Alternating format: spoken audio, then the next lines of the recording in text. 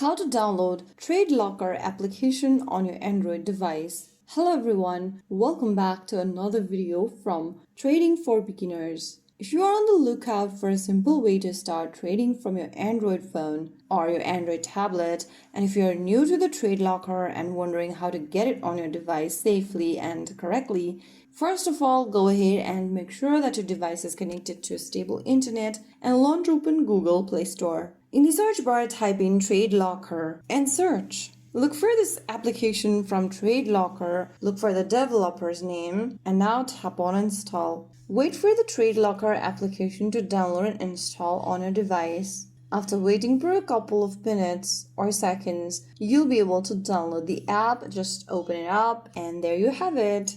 That's how you download the official TradeLocker application on your Android device. If you found the video helpful, don't forget to like, share, and subscribe to our channel. I will see you again in the next video.